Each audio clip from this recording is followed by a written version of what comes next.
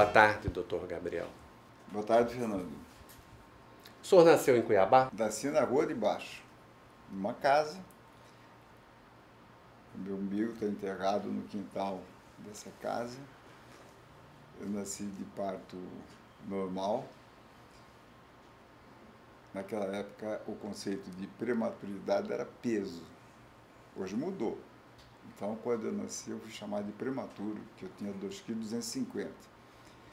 E a minha mãe, que faleceu com 92 anos, ela conversava muito comigo. E eu sempre me interessei pela história da minha vida, porque eu tinha que me conhecer. E ela me passou muita informação. Minha mãe teve 9 filhos. Todos nasceram em casa e todos são vivos. Então, curioso é que nós somos 9 neves. 9 neves, mas nós somos 9. E todos são vivos. Minha função é importante, porque eu sou mais velho e eu tenho um efeito dominó. Eu tenho que me segurar, porque se cair alguém atrás, cai todo mundo e eu caio na frente, né? E o pessoal que está atrás tem medo de cair, porque senão ele sobe um ponto na tabela da vida. A minha família é pau rodado toda ela. E não pode falar que é de Chapecruz. Por exemplo, o meu pai, ele é muito conhecido aqui, porque é uma pessoa popular. Meu pai é de uma família de 19. A minha avó, à noite, o maior problema dela era contar os filhos para saber se todos estavam em casa, na hora de fechar a porta, né? Porque muitos dormiam na rua, então ela contava, olhava dentro do armário, debaixo da cama, para ver se tinha os 19. Então, dos 19, todos tinham apelidos. Que é uma das características do Gabana, é esse humor, né, de apelido. Aqui todo mundo tem apelido. Eu só não tenho apelido porque eu tive muitos, aí não pegou nenhum. E o meu pai, que é o Bugre do Bar, todo mundo fala, mas olha, o Bugre do Bar é o cuiabano quatrocentão. Acontece que a mãe do Bugre do Bar é carioca. E ela está enterrada no cemitério São João Batista do Rio de Janeiro, a mãe do Bugre. Agora, se você quiser complicar, a avó do Bugre era uruguaia e o avô do Bugre, gaúcho. Então, que Chapecruz é essa? O Bugre é a primeira geração que nasceu em Cuiabá. Eu já sou da segunda. E do lado Noviço é judeu. Nós todos somos andarilhos. Nós somos um produto dessa raça humana que vive andando, muitas vezes sem saber para onde e nem por quê. Eu fui casado com uma argentina. Pouca gente sabe, a minha mulher é argentina. Meus filhos todos são cuiabanos, nasceram no Hospital Geral. Todos eles são casados, mas nenhum casado com Mato Grossense. Todos casados com paulista. Essa história de pau rodado, Chapecruz, é um negócio muito desconfortável para mim. Eu não gosto, não. Mas é mais ou menos essa a origem da minha família e a tradição nossa é de família numerosa. E eu acho que é uma tradição tribal, né? Porque a primeira vez que eu fui numa aldeia indígena, no Xingu, eu frequentava muito o Xingu, nessa época a universidade tinha muito interesse lá. A primeira vez que cheguei no Xingu, eu desci num teco-teco e veio lá um cacique. A primeira pergunta que ele fez para mim assim: quantos filhos tem?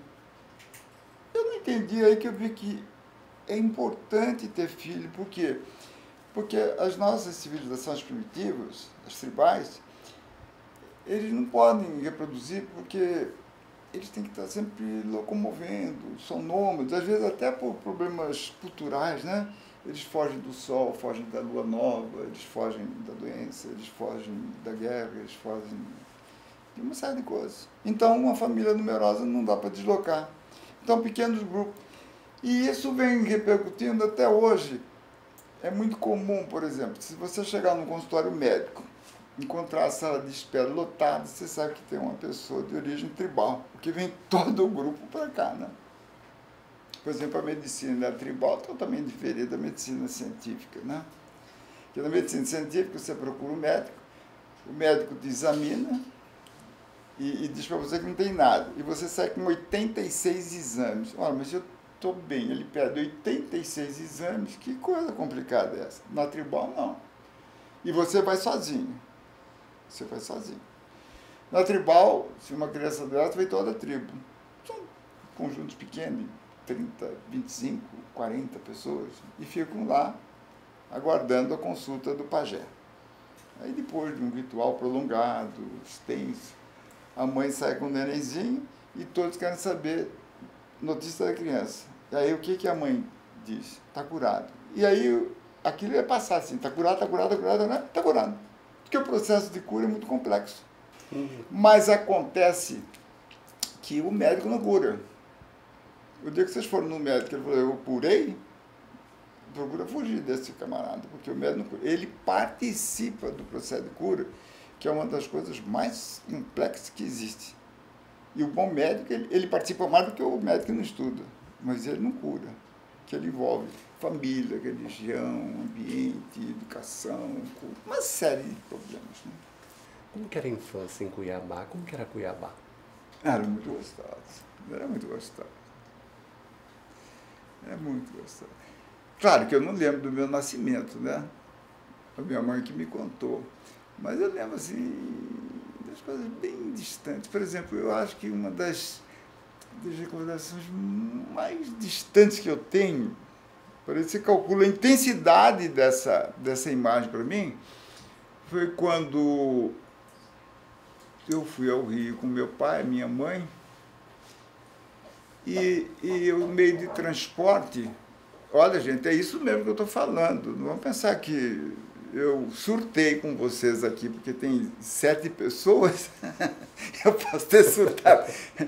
O meio de transporte meu é o seguinte, eu fui no Porto e parti de hidroavião.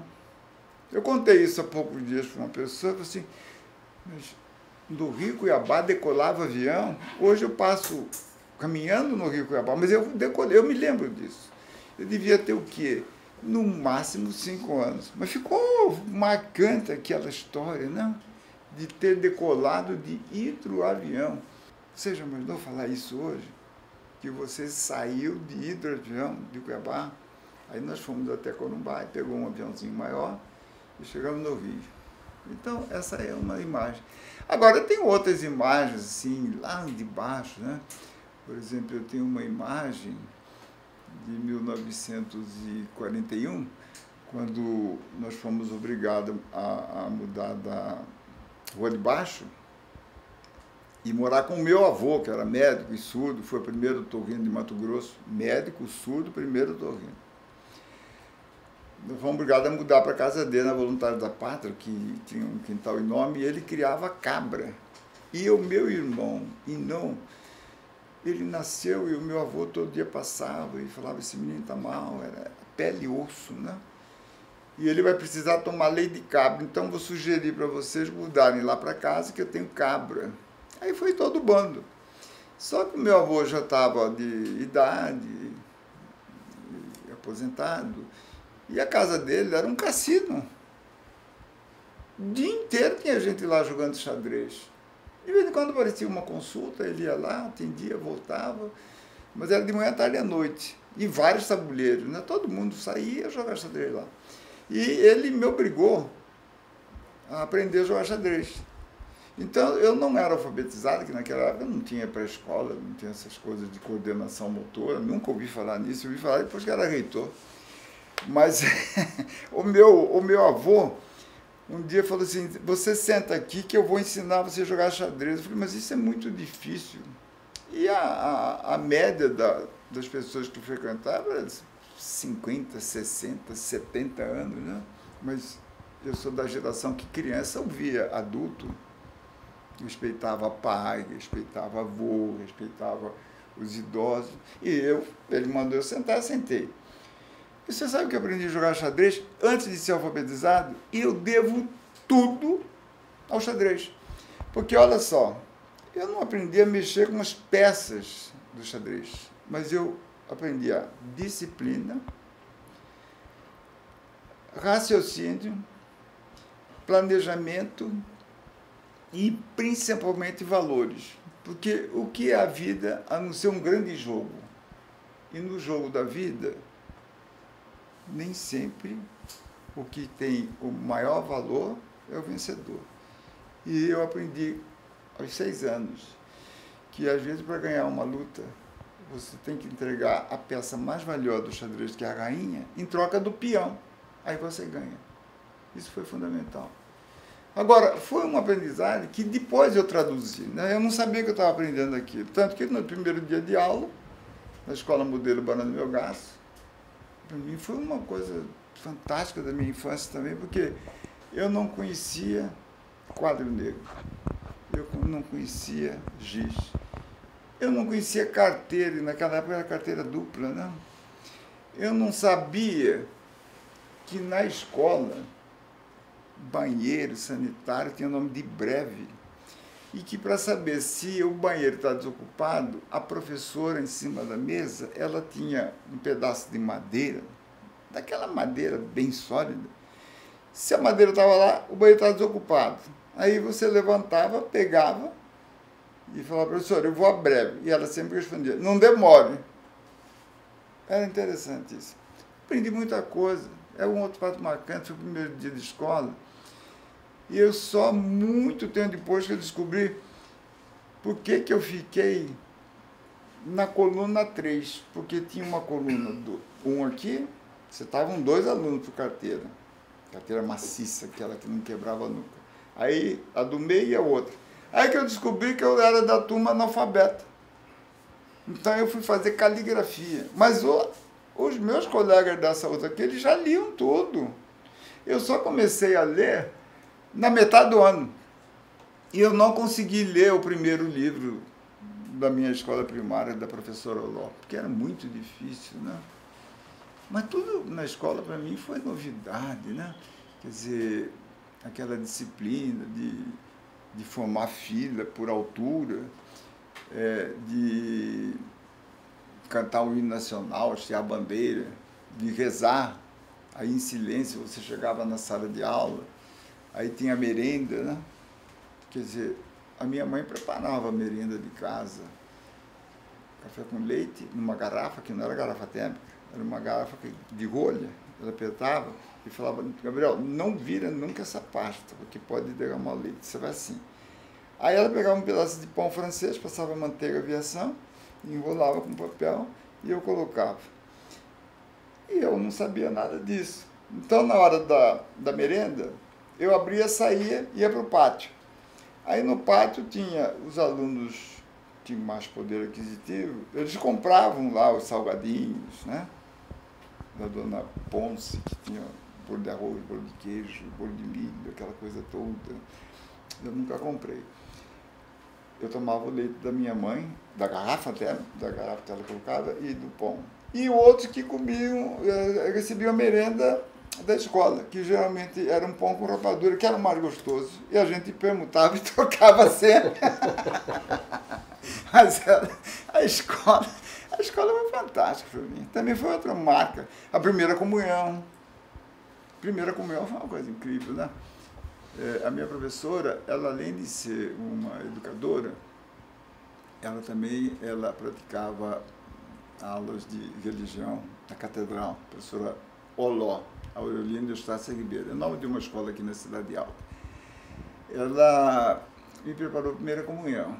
A comunhão tinha que ser aos 7 anos. Então, eu me lembro que eu fiz a minha primeira comunhão no dia 8 de dezembro de 1942, na catedral. E o interessante é que naquela época, os meninos, eles usavam terno branco, mas a calça era curta. Engraçado isso, né? E velha. Aí eu me lembro que depois tinha que comungar nas vésperas. Eu fui. Aí a minha professora estava lá, me levou no padre, cara a cara, né? Aí o padre perguntou dos meus pecados, eu com 7 anos. Aí eu falei que tinha muita preguiça, que às vezes ficava com raiva, que às vezes achava a minha mãe chata. Ele falou, tudo bem, você reza 2 Ave Maria. Aí eu cheguei em casa e falei, mamãe, esqueci um pecado. Aí eu falei, então volta para confessar, porque você não pode ter nenhum pecado. Eu corri, Aí a minha professora lá estava na porta da catedral, ela falou, o que foi que você voltou? Esqueci um pecado, qual que foi? É que ontem eu não fiz tarefa. Eu falei, não, tá abençoado, pode ir embora.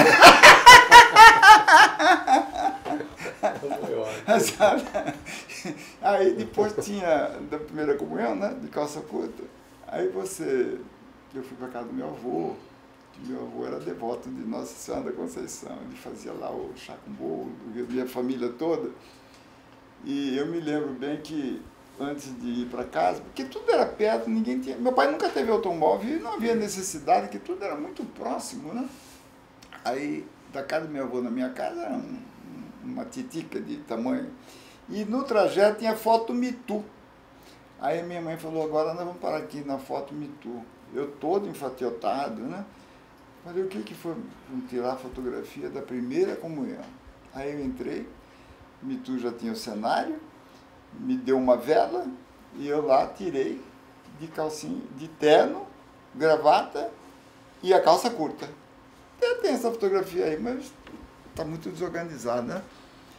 A infância era muito boa, porque era muito criativa, né?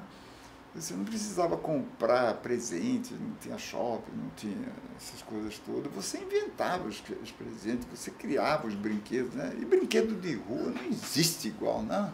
Os colegas. Eu tive colega da Escola Modelo que estão vivos ainda. Por exemplo, o Atílio Orives é um deles, né? Casidade Paminondas é um deles. Um pouquinho atrás, o Dorileu. Dorileu é mais velho do que eu, gente. Dorileu, você é mais velho do que eu. Mas só que você chegou mais tarde na escola, tá? Então, o Dorileu, eu já era segundo ano, o Dorileu era primeiro. Porque o Dorileu entrou mais tarde, só por isso. O Atílio não, o Atílio é da minha época. E eu tenho alguns colegas ainda, da época do primeiro. E a escola primária, que eu quero falar, já que estou falando para a universidade, ela hoje deixou, a escola hoje, aquela que recebe a criança, deixou de ser o grande laboratório ético que era da nossa geração. Então, como você tinha a escola primária, hoje é o fundamental, melhor do fundamental, mas vamos falar de escola primária, que era para todos. Então, você tinha numa sala o filho do governador, do desembargador, do juiz, do doutor, do advogado, do empresário, do homem rico, do garimpeiro, do chofer, do motorista, do porteiro do cemitério, do dono do bar, do desempregado, da costureira. Você tinha um laboratório ético e você observava que existiam diferenças nas pessoas e dificuldade também. Hoje não. Hoje a escola só de rico. Então as crianças pensam que todas as crianças são ricas. Aí só de pobre, pensa que todo mundo é pobre. Então hoje a crítica que eu faço é o seguinte, acabou o laboratório de ética, porque o governo saiu da jogada da educação. Eu não conheço filha de nenhum político importante deste Brasil que tenha um filho numa escola pública primária, na universidade é outra coisa, mas lá embaixo não, é particular. Então o que acontece? Vai para a escola de rico, aí fala assim, mamãe, você me deu um tênis hoje, está 0 km, mas eu vi um tênis rosa muito bonito, a mãe vai e compra. Então eu acho que é assim e as meninas assim. Mas acontece que aquela outra escola de pobre, você vê que as crianças têm dificuldade do uniforme, do sapato novo, da merenda, de levar de casa. E tem muita dificuldade. Isso acabou. Então, nesse momento, há uma ruptura, sim, na formação ética dos cidadãos. Queiram ou não queiram. Eu não sou contra a modernidade, muito pelo contrário, eu trabalhei sempre no sentido de transformar Cuiabá, que era um estado rural, num estado de oportunidade para todos. E essa plateia de hoje aqui me comove, porque eu vejo que é produto de oportunidade de todo mundo aqui. Mas que nós perdemos. E o pobre não entra na universidade, apesar da estatística. Mas estatística, eu vi uma coisa muito interessante. O próprio presidente da República falou assim, não, pode falar em número, porque ninguém confere. E é verdade. Se eu falar números aqui, ninguém confere. Se falar tantos por cento, não sei o que lá e tal, papá, você vai conferir? Ninguém confere. Então fica o número. Mas a realidade é outra. é outro. Ah, mas na universidade o percentual de estudante pobre é maior do que... Olha, o número tudo bem, mas vai analisar. Vai ver o DNA, vai no microscópio, vai no laboratório e vê que não é isso. Eu conheço os dois lados da moeda.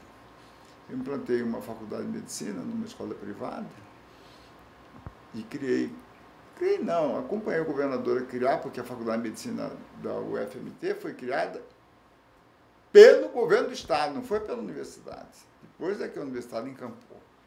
Então foi criada por Pedro Pedrocião, eu era o secretário, era obrigado a assinar embaixo. Bom, e essa escola de medicina, a gente via, por exemplo, os alunos que frequentam, eu via os alunos que frequentam, a história deles de vida e a história de vida dos alunos da privada. Não é diferente. Agora, número você trabalha. O senhor fez o científico em Cuiabá? O científico é ensino médio, né? Era o final da linha.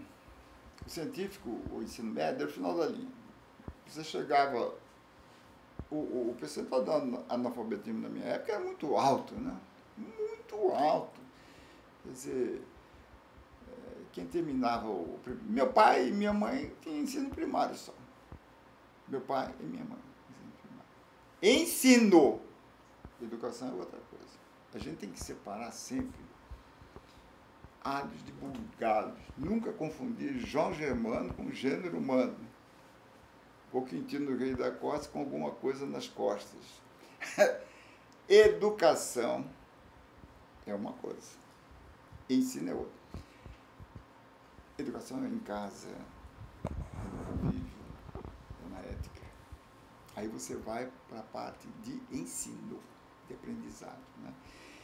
E essa parte de ensino terminava em Cuiabá exatamente no ensino médio, que era a escola normal, que era a escola técnica de comércio, ensino médio, era o científico. Eu acho que aqui nós não tínhamos clássico. Acho que aqui nós não tínhamos clássico. Nós temos isso aqui. Depois disso acabou, não tinha nada. Alguns saíam e iam estudar fora. E eu nunca me preocupei com isso, não, porque eu já tinha escolhido a minha profissão há muito tempo. Como meu pai era dono de bar, meu pai casou com 40 anos. Então, ele, quando tinha 65 anos, eu tinha 15. Então, eu achava ele muito velho. Eu me preocupava muito com ele, de sair e deixar aquela família enorme. Eu já estava gostando de trabalhar como garçom. Eu comecei trabalhando na sorveteria, conheço tudo de sorveteria. Aí eu fui promovido a ser garçom, porque eu ficava perto do meu pai. O bar é um lugar delicioso, pelo menos naquela época era, né? Só para você ter uma ideia, Fernando, do que era o bar, todos os dias às 10 horas, 10h30 da manhã, desembargadores, juízes, intelectuais, profissionais liberais, professores, poetas, escritores, e o secretário particular de Dom Aquino, o padre Teodoro, eles iam, reuniam, uma mesa comprida no bar, tomar cerveja e contar coisas e coisas e coisas e coisas. E eu servia esse pessoal, ficava de olho. De olho não, de ouvido. Olho e ouvido, né? Ouvindo. Falei, mas gente, esse lugar é muito bom. Quem vai no bar, o ambiente do bar é muito alegre. Porque mesmo os que chegam tristes, logo ficam alegres. Mas a maioria vai alegre, de bem com a vida, né? E era um ambiente gostoso, eu falei, vou ficar aqui. Quando meu pai me perguntou, você vai terminar o científico no colégio estadual? E aí? Eu falei, eu vou ficar por aqui. Não, mas isso não é lugar para você. E ele me pôs para fora. E como eu sou da geração que filho ouvia pai, porque hoje não ouve mais, aí eu fui. Quando o senhor viu o mar pela primeira vez, teve alguma emoção? Todo mundo fala nesse negócio de emoção comigo. Ai, meu Deus do céu, como é difícil a gente falar das emoções. Primeiro que nós somos seres emocionais, né? Eu não vi a emoção, eu sou um ser emocional, gente. Eu vivo com a emoção. Eu estou falando aqui por emoção.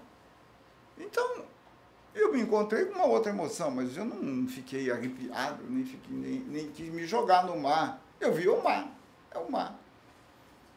Tem gente que fala assim, é água salgada, eu vou desmaiar. Não, aí eu sabia que era água salgada. Mas nós somos seres emocionais. Eu não sei se alguém consegue viver sem emoção. Não sei. Eu, pelo menos, não sei se é porque eu sou canceriano, né? E quem gosta de ler horóscopo. Eu leio todo dia e esqueço na mesma hora. Mas eu leio. Eu também. E todo mundo lê. Na verdade é o seguinte, você lê o horóscopo, você esquece na mesma hora. Então, mas tem coisas que você não esquece. Então, o canceriano diz que é uma pessoa muito emocional. Então, e na medicina eu aprendi que nós somos emoção. O combustível da nossa vida é emoção. O dia que nós perdemos a emoção, aí você só fica com a esperança. E a esperança é o último sentimento humano que nos abandona. A esperança é o último sentimento humano. Tanto vem aquele ditado popular, sábio. Eu não sou de ler essas coisas pesadas, não, só de coisa leve também, porque minha cabeça não comporta tanta coisa complicada. Mas, porque as coisas pequenas são as melhores, né, Fernando? Mas você verifica o seguinte, que aquele ditado popular diz assim, a esperança é a última que morre. É verdade. Porque 1 minuto antes de morrer, você tem a esperança de reverter o quadro. Aí você morre, você perde a esperança. Viver no Rio de Janeiro foi difícil?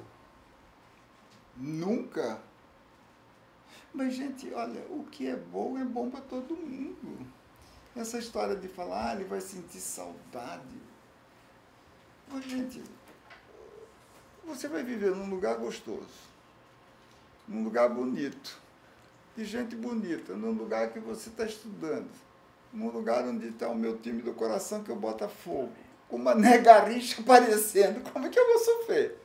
Foi muito boa a experiência. Eu morei 12 anos no Rio. Eu nunca consegui fazer essa coisa assim, pensar longe, né? Eu sempre penso hoje, intensivamente, né? Então, nesse pensamento intensivo, é que eu construí toda a minha vida no Rio, né? E me preparando para o que fosse acontecer. Quer dizer, meu planejamento foi investir sempre em mim. Eu sempre investi em mim, porque investindo em mim, eu sei que eu estava fazendo planejamento futuro para qualquer situação. Acabar com aquela história de eu estudei medicina, eu vou ser médico, eu estudei economia, eu vou ser economista, eu estudei história, eu vou ser professor. Não, eu estudei para ser um cidadão, para caminhar. Então, foi uma caminhada fantástica. E eu posso citar algumas coisas do Rio de Janeiro. Eu morei em 13 lugares no Rio de Janeiro. Isso é um currículo riquíssimo, né? 13 lugares. Em 12 anos, 13 lugares. Alguém tem que estudar. Por que eu mudava tanto, né? E as mudanças sempre têm um motivo. Porque nada acontece por acaso, filho. As mudanças sempre têm um... Agora, isso é outro livro que você vai publicar. As minhas mudanças, tá? Como que foi a experiência do vestibular? O maior sofrimento da minha vida. O maior sofrimento da minha vida. Eu agora parei. Há pouco tempo eu parei de sonhar com vestibular, mas até pouco tempo eu tinha pesadelos com vestibular. E a universidade? A ideia da universidade? A ideia da universidade, o momento. Porque foi um momento de luta também da cidade. Como que era isso aqui? A ideia da universidade, eu acho engraçado como as pessoas pensam assim, olha como que isso começou. A história da universidade é igual a história da humanidade. Como é que nós estamos aqui, né? Um processo tão demorado. A primeira notícia que eu tenho de ensino superior aqui em Mato Grosso é de 1808. 1808. Eu não era nascido não, Fernando, tá? Eu não era nascido. Quando? 1808, em Vila Bela, que era a capital do estado, o governador muito doente das doenças ambientais, das doenças tropicais, das doenças do meio ambiente. E os médicos eram portugueses, porque isso aqui era Portugal, né? E a família real resolve fugir e vem para o Brasil. E o governador das capitanias, todos eles receberam um comunicado dizendo o seguinte, olha, a família real está chegando agora e nós gostaríamos que em cada capitania se inaugurasse alguma coisa